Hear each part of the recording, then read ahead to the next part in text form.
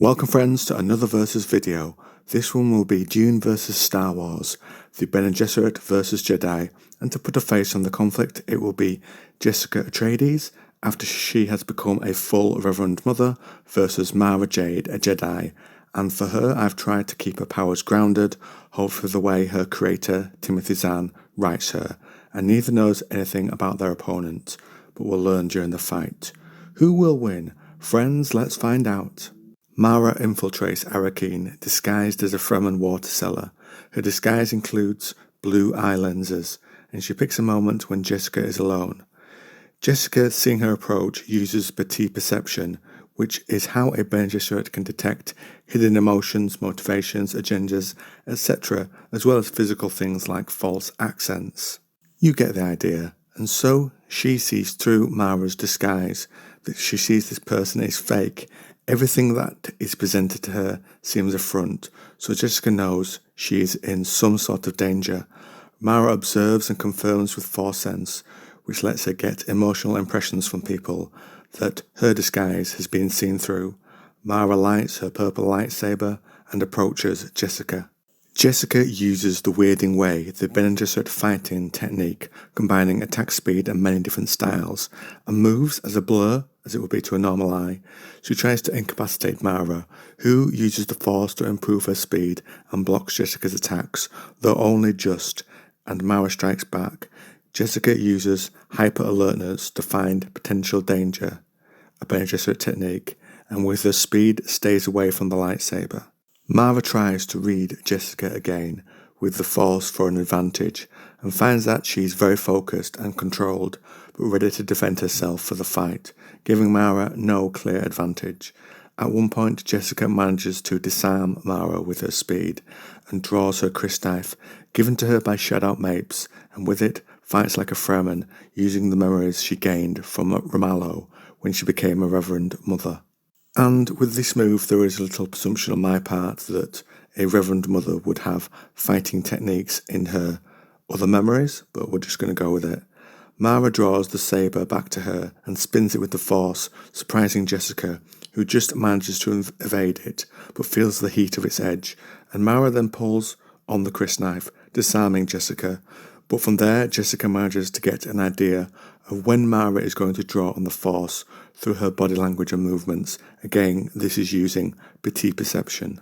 Losing the crysknife is enough of a distraction for Mara to get Jessica in a full Force grip and pull her towards her.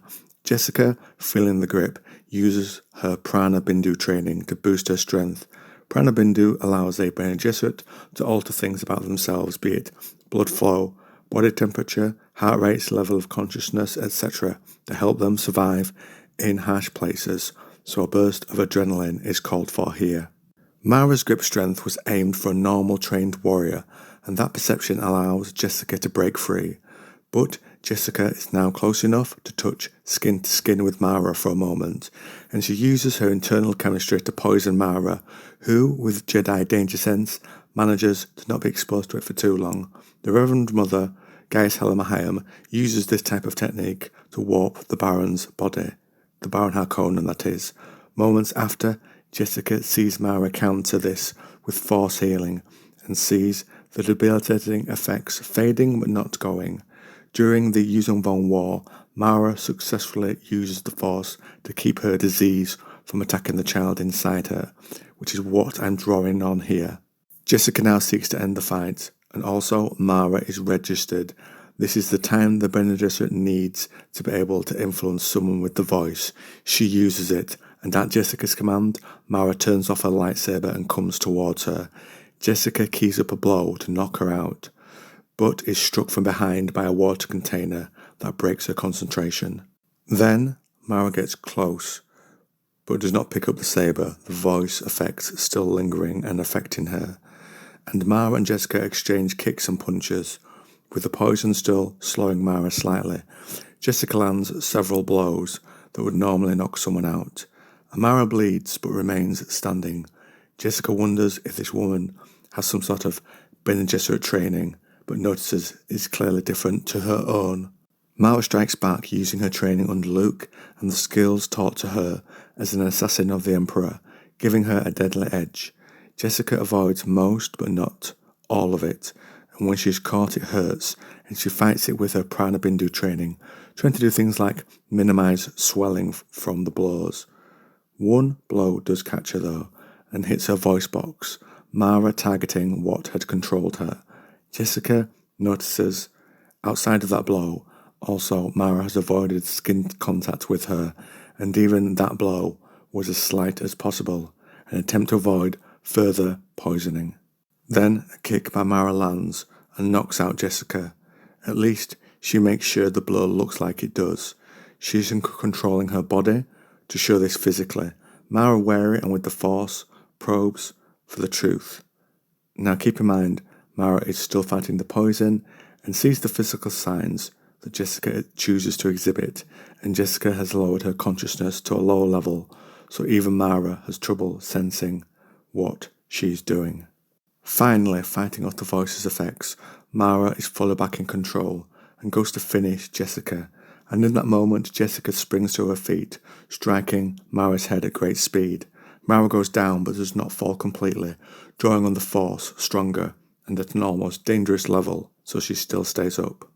Jessica strikes again, and Mara nudges her strike aside with the Force, so it misses, and pulls the saber to her, as her physical state is so strained.